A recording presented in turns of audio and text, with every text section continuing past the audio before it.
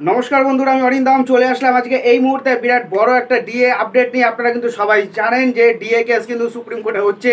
গত 2 বছর ধরে কিন্তু শুনানি কিন্তু বারবার শুধু পিছিয়ে যাচ্ছে তো পিছিয়ে যাচ্ছে।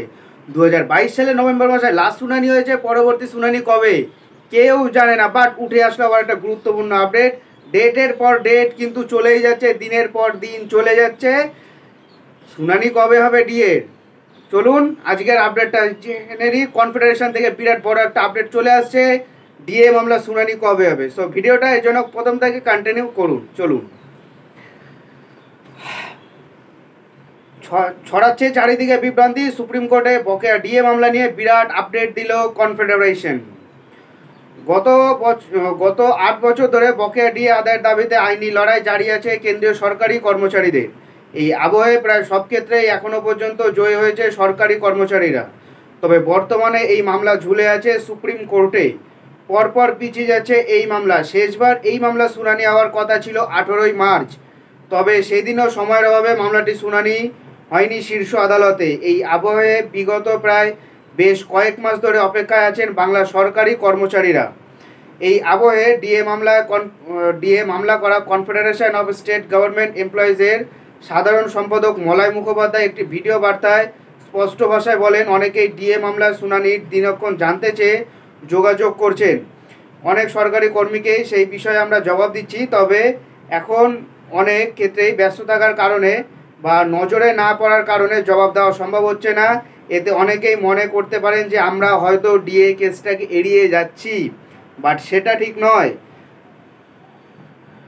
উল্লেখযোগ্য, মে মাসের 19 তারিখ গরমের ছুটি শুরু হয় সুপ্রিম কোর্টে। এরপরে 7ই জুলাই আদালত খুলবে। এরপর 15ই জুলাই বকেয়া ডিএ মামলায় শুনানি হতে পারে সুপ্রিম কোর্টে। এখনও পর্যন্ত কজ লিস্টে আসেনি, আসলে আমরা ডিটেলস দিয়ে দেবো। এই মামলাটি শুনানি হওয়ার কথা বিচারপতি ঋষিকেশ রায় আর বিচারপতি প্রশান্ত কুমার মিশ্রের ডিভিশন বেঞ্চে। সুপ্রিম কোর্টে ডিএ সংক্রান্ত যে মামলা চলছে সেটা পঞ্চম বেতন কমিশন সংক্রান্ত। 2016 সাল থেকে সেই মামলা চলছে, যা state administrative tribunal Kolkata high court হয়ে সুপ্রিম কোর্টে এসেছে। এখনও পর্যন্ত স্যাটে জয় পেয়েছিল রাজ্য সরকার। 2022 সালের 20 মে হাইকোর্ট নির্দেশ দিয়েছিল যে 3 মাসের মধ্যে রাজ্য সরকারি কর্মচারীদের বকেয়া ডিএ মিটিয়ে দিতে হবে। সেই রায় চ্যালেঞ্জ করে রিভিউ পিটিশন দাখিল করেছিল রাজ্য, তা খারিজ হয়ে গেছিল।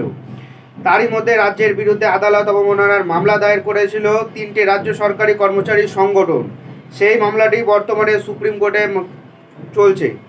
এরপর 2022 সালে 28শে নভেম্বর সুপ্রিম কোর্টে প্রথমবারের মতো ডিএ মামলাটি উঠেছিল।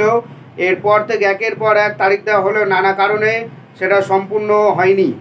হাইকোর্টের নির্দেশ মেনে নির্দিষ্ট সময়ের মধ্যে বকেয়া ডিএ না দেওয়ায় রাজ্য সরকারের বিরুদ্ধে অবমাননার মামলা হয়। তবে আপাতত সুপ্রিম কোর্টের নির্দেশে সেই মামলার শুনানি স্থগিত রয়েছে হাইকোর্টে। কবে হবে, কবে কোন বছর হবে কোনো ঠিক নেই। ডেটের পরে ডেট, প্রায় 2 বছর হতে চললো, সুপ্রিম কোর্টে লিস্টেরই করতে পারলো না। আশ্চর্য। এটাই হলো আজকের আপডেট। সো এরকম আপডেট পাওয়ার জন্য চ্যানেলটা সাবস্ক্রাইব করে আমাদের পাশে থাকুন। দেখা হচ্ছে পরের ভিডিওতে। ভালো থাকবেন।